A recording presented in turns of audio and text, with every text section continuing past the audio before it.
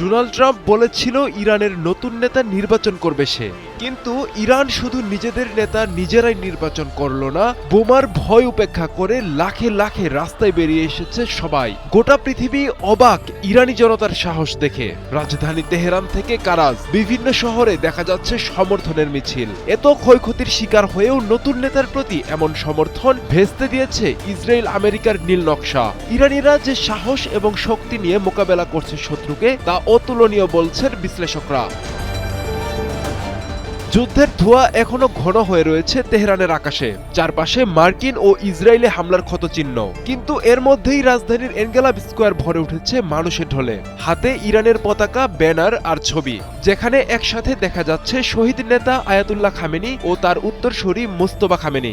ইরানের ৮৮ সদস্যের assembly of experts জরুরি বৈঠকে মোস্তফা খামেনিকে দেশের সর্বোচ্চ নেতা হিসেবে ঘোষণা করে। নতুন নেতা নির্বাচনের পরপরই রাজধানী তেহরান সহ বিভিন্ন শহরে মানুষ রাস্তায় নেমে আসে। কেউ বলছেন এটি ইসলামী বিপ্লবের ধারাবাহিকতা রক্ষার সিদ্ধান্ত, আবার কেউ বা বলছেন এটি ইসরায়েল ও পশ্চিমা শক্তির বিরুদ্ধে শক্ত বার্তা।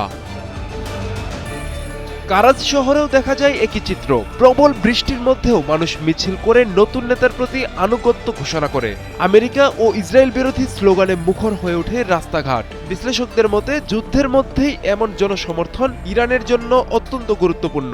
কারণ কোন দেশের নেতৃত্ব পরিবর্তনের সময় যদি জনগণের বড় অংশ রাস্তায় নেমে সমর্থন জানায়, তাহলে তার রাজনৈতিক স্থিতিশীলতার শক্ত বার্তা দেয়। বিশেষ করে ইরানের মতো একটি রাষ্ট্র, যেখানে সর্বোচ্চ নেতাই সামরিক, রাজনৈতিক ও ধর্মীয় ক্ষমতার কেন্দ্র। সেখানে নতুন নেতাকে ঘিরে জনসমর্থন মানে রাষ্ট্রের ক্ষমতার কাঠামোতে ধারাবাহিকতা বজায় থাকা। এছাড়া যুদ্ধ পরিস্থিতিতে এই সমর্থন আরেকটি গুরুত্বপূর্ণ সংকেত দেয়, দেশের ভেতর মনোবল এখনো ভাঙেনি, বরং ইরানিরা এই যুদ্ধকে জাতীয় প্রতিরোধ হিসেবে দেখছেন।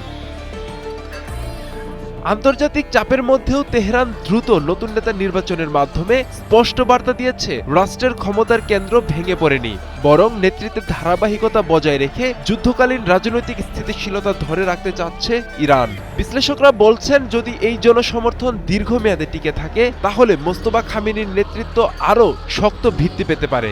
অর্থাৎ যুদ্ধ, আন্তর্জাতিক চাপ এবং নেতৃত্ব পরিবর্তন, এই তিন সংকটের মাঝেও রাস্তায় নেমে আসা মানুষের সমর্থন তেহরানের জন্য বড় রাজনৈতিক শক্তি হয়ে উঠবে। আব্দুল্লাহ আল মারুফ, ৭১।